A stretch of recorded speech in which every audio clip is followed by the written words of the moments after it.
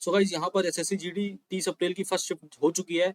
तो यहाँ पर जो है इसके क्वेश्चन जो कि मुझे मिल चुके हैं, तो आपका हिंदी और इसमें आपका जीके और आपके मैथ्स जितने भी क्वेश्चंस आए हैं और रीजनिंग में क्या क्या पूछा जा रहा है इस वीडियो में बता दूंगा। ये जितने भी क्वेश्चन है बिल्कुल भाई सही है, कोई भी इसमें ऐसी चीज नहीं है जो बेकार हो, ठीक है, बिल्कुल सही है। और चैनल पहली बार जरूर चैनल को सब्सक्राइब कर लेंगे गाइस। तो चलिए यहाँ पर सबसे पहले देख लेते हैं भाई हिंदी व्याकरण में क्या पूछा गया है, आपका क्या क्या आ रहा है। तो सबसे पहले आप देख सकते हैं यहाँ पर प्रश्न जो है हस्ताक्षर शब्द की शुद्ध वर्तनी पूछी गई थी। और ऐसे इंग्लिश में पूछ रहा है, आपका वर्ड स्पेलिंग से बहुत ज्यादा पूछ रहा है, ठीक है, मिस स्पेल्ड से पूछ रहा है। जैसे यहाँ पर आप देख सकते हैं हस्ताक्षर कैसे लिखते हैं, तो हस्ताक्षर का जो है सही शुद्ध वर्तनी ये चीज है, ठीक है।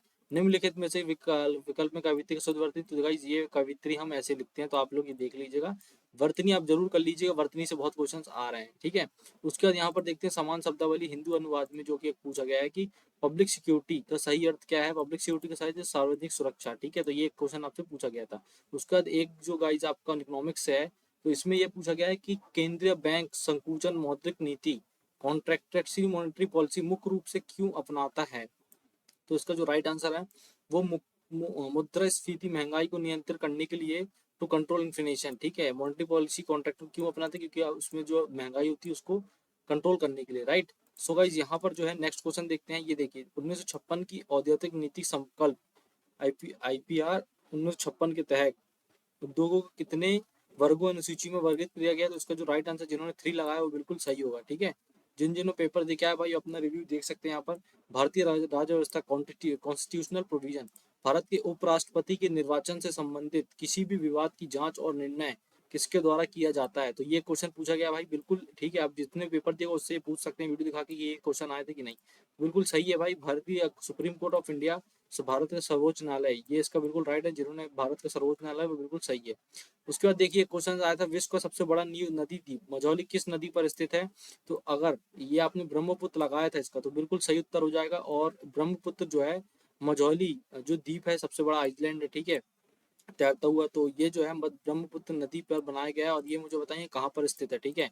आप लोग से एक क्वेश्चन है, कमेंट में जरूर बताइए। उसके बाद मांड मुख्य रूप से किस राज्य की प्रसिद्ध लोक नायन शैली है। तो भाई ये जो है आपका राजस्थान, राजस्थान इसका बिल्कुल सही उत्तर हो जाएगा। राजस्थान का जो मांड है ये जो है आपका प्रसिद्ध लोक गायन शैली है। और एक और चीज मैं बता देता हूँ, यहाँ पर एक और चीज क्वेश्चन पूछा जा सकता है कि पधारो सा जो टैगलाइन है ये कहाँ कहाँ की है। तो आप सभी जानते हैं राजस्थान की। उसके बाद कृषि के बाद भारत में दूसरा सबसे बड़ा क्षेत्र कौन सा है जो अधिकतम रोजगार प्रदान करता है। तो गाइज ये जो है एमएसएमई, ठीक है, सूक्ष्म लघु और मध्यम उद्योग, micro small and medium enterprises, ये जो है आपका एक उद्यम है, ठीक है, एंटरप्राइज है। तो ये जो है आपका ये सबसे ज्यादा आपको अधिकतम रोजगार देता है, जो कि एसएमई बोलते हैं, सूक्ष्म लघु और मध्यम उद्यम। उसके बाद गाइज यहाँ पर जो है एक जो है गणित एलसीएम एचसीएफ, गणित एलसीएम एचसीएफ से क्वेश्चन आया है ठीक है। तो देखिए क्या क्वेश्चन है मैथ्स का। दो संख्याओं का एलसीएम 360 है और उनका एचसीएफ 15 है। उन दोनों संख्याओं का गुणनफल क्या होगा, ठीक है। तो ये जो है आपको सीधा इसमें क्या करना है, ये 4 ऑप्शन दिए गए थे, तो इसमें जो है आपको फॉर्मूला लगा देना है, राइट। तो इससे आपका आंसर आ जाएगा, ठीक है। तो इसका आंसर जो है 5400 बिल्कुल सही उत्तर हो जाएगा। उनका एलसीएम और दोनों का संख्या का गुणनफल क्या होगा, तो आप देख सकते हैं दोनों को इंटू करके आपको ये जो है 5400 मिल जाएगा। उसके बाद देखते हैं नेक्स्ट क्वेश्चन जो है, नेक्स्ट क्वेश्चन आपका कानून और व्यवस्था से है, जो कि पुलिस द्वारा किसी व्यक्ति को पूछताछ या बयान के लिए थाने में उपस्थित होने के लिए भेजा गया और औपचारिक पत्र क्या कहलाता है। What is the formal document set by the police to a person for appearing at the police station for questioning और स्टेटमेंट कॉल्ड, ठीक है। तो ये क्या कहते हैं, सुमन और नोटिस। जब क्या होता है, जब पुलिस द्वारा किसी व्यक्ति को पूछताछ या बयान के लिए उपस्थित करने के लिए आपको कोर्ट ले जाया जाता है, तो वहां पर क्या होता है, सुमन भेजा जाता है कि आप लोग आओ यहाँ, आप आइए और आपको बयान दीजिए। उसके बाद देखते हैं अवार्ड में क्वेश्चन आया है, जो कि आपको मार्च 2025 में डेनमार्क के राजा द्वारा knights cross of the order और डेनब्रॉग से किसे सम्मानित किया गया। तो ये जो इसका बिल्कुल सही उत्तर विजय शंकर का, 4 ऑप्शन दिए थे, नरेंद्र मोदी, एच शंकर, रतन टाटा। तो उसका जो राइट आंसर विजय शंकर है। उसके बाद भारतीय अर्थव्यवस्था कॉन्स्टिट्यूशन पावर से क्वेश्चन पूछा गया है। क्या पूछा है कि राज्य विधानमंडल को सत्र बुलाने के लिए और सत्रवास प्रोग्यू करने के लिए शक्ति किसमें निहित है, ठीक है। सत्र जो होता है समन होता है, who has the power to summon and program election, तो ये आपका राज्यपाल के पास होता है। आप सभी याद रखिए, जिन्होंने सही राज्यपाल लगाया वो बिल्कुल उनका सही उत्तर हो जाएगा भाई, ठीक है। तो उसके बाद नेक्स्ट क्वेश्चन जो है एक अंग्रेजी या हिंदी अनुवाद से आया था, जो कि अंग्रेजी शब्द को नेग्लेक्ट को सबसे उपयुक्त हिंदी अर्थ क्या है। तो ये हिंदी क्वेश्चन है, ठीक है। तो इसका नेग्लेक्ट का what is the most appropriate meaning of neglect, ठीक है। ये हिंदी का क्वेश्चन है, तो इसका उपेक्षा करना या लापरवाही, ठीक है। उसके बाद यहाँ पे देखते हैं हिंदी व्याकरण से शब्द शुद्धि से एक और क्वेश्चन आया है। हस्तक्षेप मैंने आपको बता चुका हूँ, जो आपका इसका क्वेश्चन मैं अभी आपको बता चुका हूँ, राइट। हस्तक्षेप जो है हम ऐसे लिखते हैं। उसके बाद एक क्वेश्चन आया था कि बारात कैसे लिखते हैं, निम्नलिखित में किस विकल्प में शुद्ध वर्तनी है। तो बारात जो है हम ऐसे लिखते हैं, देखिए ऐसे बारात लिखा था, बारात, ये देखिए ये फर्स्ट वाला जो बिल्कुल सही है, बाकी जो है ये सब तीनों गलत हैं, ठीक है। उसके बाद सरकारी योजना एक डाटा से क्वेश्चन था, क्या था कि 10.2 करोड़ प्रधानमंत्री उज्ज्वल योजना लाभार्थियों सहित वर्तमान में कुल एलपीजी ग्राहकों की संख्या लगभग कितनी है। तो 32.5 करोड़ लगभग ये आपकी जो है ये थी, ठीक है। इसका राइट आंसर 25.5 करोड़ था। उसके बाद अंतर्राष्ट्रीय संबंध, जनवरी 2025 में किस भारतीय नेता अतिथि ने भारत डेनमार्क हरित रणनीतिक साझेदारी को मजबूत करने के लिए डेनमार्क के आधिकारिक योजना की बनाई गई थी।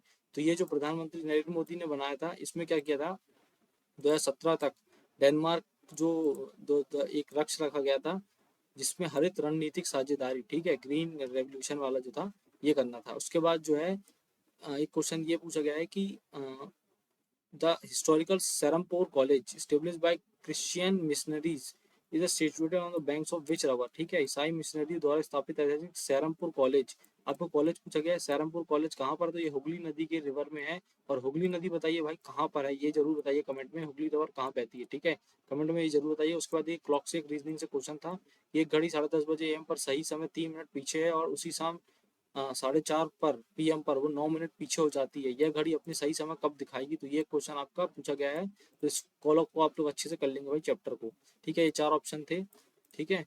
उसके बाद देखिए, उसके बाद एक और क्वेश्चन था PNL से जो मैथ्स का क्वेश्चन है, ये सब भाई बिल्कुल हकीकत के रियल क्वेश्चन, ठीक है। यदि किसी वस्तु का मूल्य 500 और विक्रय मूल्य 550 है तो लाभ प्रतिशत कितना होगा, तो आप सभी जानते होंगे, इसको कर लेंगे, ठीक है। 50 और 500 पाउंड 10 आएगा इसका, ठीक है, 10%।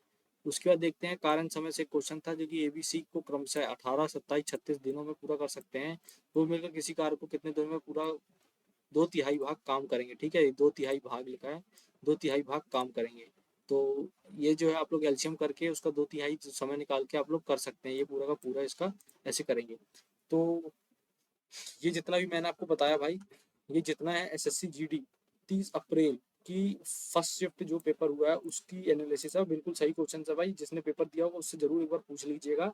अगर आप यहाँ तक रुके हैं तो जरूर चैनल को सब्सक्राइब कर लेंगे भाई, क्योंकि ऐसे अपडेट, ऐसी रिव्यू मैं आपको देते रहूंगा। और नेक्स्ट शिफ्ट 30 अप्रैल की सेकंड और थर्ड अभी आना बाकी है, तो वो भी आप देख लीजिएगा। चलिए गाइस, मिलते हैं नेक्स्ट वीडियो में, तब तक के लिए जय हिंद, जय भारत दोस्तों।